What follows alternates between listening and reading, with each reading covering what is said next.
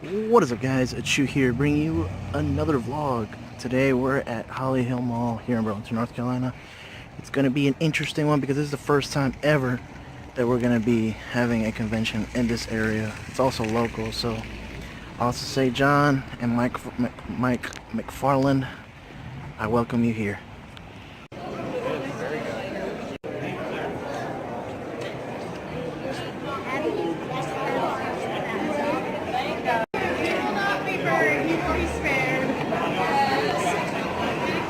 Hey, that way. There's a show called Black Clover that's been on for a little bit. I play a character named Gordon that looks a lot like Marilyn Manson. And all of his lines are about this soft. Like everything he says is super soft. So that's great. I don't have to yell. It's so fantastic. And then I like the characters that are a little bit closer to my speaking voice as well, like Amon from Tokyo Ghoul and Jean Kirstein from Attack on Titan and Havoc from Alchemist. I love Full Metal Alchemist. That's one of my favorites. Me too. Yeah, I grew up watching Full Metal Alchemist as a kid, and that was like definitely one of my all-time favorites. It's lovely. So what was it like voicing Gene Havoc? It was fun. The cool thing about that particular series, I'd probably done 2 or 3 shows by that point where I was the director, where I was also in it. That was another of the cool aspects of it for that particular show was the producers approved the casting, everything that Colleen and I had been. What's up, Riley? Good. What do you think of the like power up that Roshi got in Super? Are you looking forward to voicing that? The power up in the tournament? Or Yeah, the tournament power. I look forward to tracking it. We've just barely, like for my part, I've just barely tracked some of the tournament. I haven't got to do any of the cool stuff that everyone's waiting on for Roshi to do, but I look forward to doing it. The Broly movie's wrapped though, so that's in post-production now, so we're looking, what's that? Roshi, I can't say whether or not he's in it, but recording's done. Dun, dun, dun. Dun, dun, dun. I don't want to spoil things. Thank you. Meme. There we go. I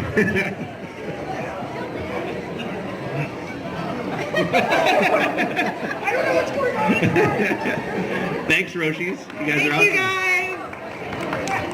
guys. Look forward to the nothing that I put up there. Subscribe.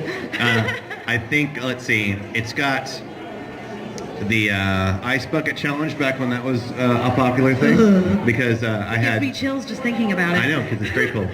I had the girls from Wavia challenge me to that, so I wanted to do what they say. And then there's for holiday season, there's myself and Caitlin Glass, who we mentioned earlier, with me playing guitar, and we're doing a duet of Winter Wonderland. So if you want some Christmas music that I have put up, then that is on the YouTubes. Tis the season. Tis the season. So look for that.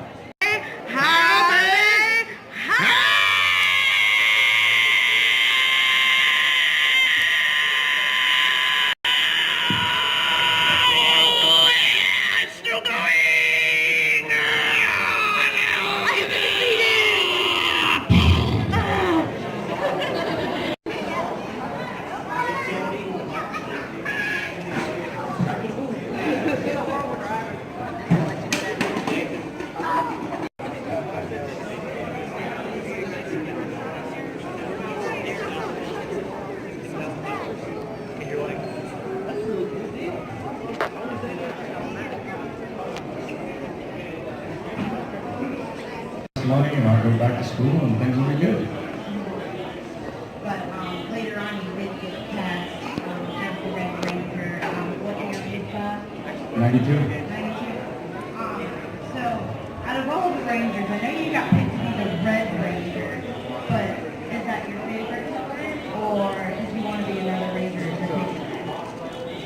You know, at first I didn't even know, again, they didn't really talk to us about colors. My first audition, they lined us up, and there was, probably 10,000 guys auditioned for the Red Ranger. For every role. Again, it was advertised in the LA paper. There was 500,000 actors in LA. It might even been more. And so, they just lined us all up. And like, how many of you know martial arts? Hands went up. And those of you that didn't raise your hand, there's the door. That was the first cut. It was that simple. And audition, they handed me something called a monologue.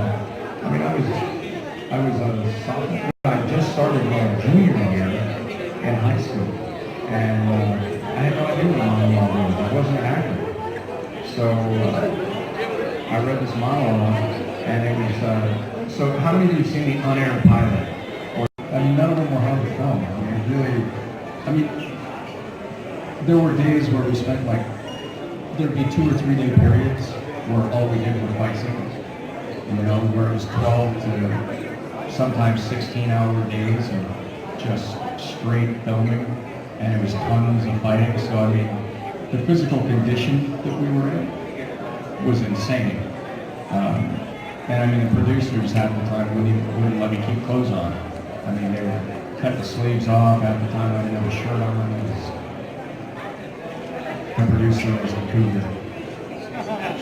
She scared me sometimes. But, so I mean, I guess that would be the closest to top that it really worked. But it was a fun top. You know what I mean? It was a big family. 17, I guess they shut down several blocks in Westwood, Los Angeles. All the actors were out. Typical red carpet, Mumbo Jumbo, Entertainment Tonight, you know, all the stuff that's out there on the red carpet, developers and stuff. I was out there with the other cast members, and it was a pretty incredible event, and I got to watch it. And Alice Cooper, you guys know who Alice Cooper is, right? Yeah, Alice Cooper was cool. He was there with his son. Some other much bigger celebrities than I were there. And I got to watch this film, and it was pretty different. Like, I got to see this new me, and I was like, wow.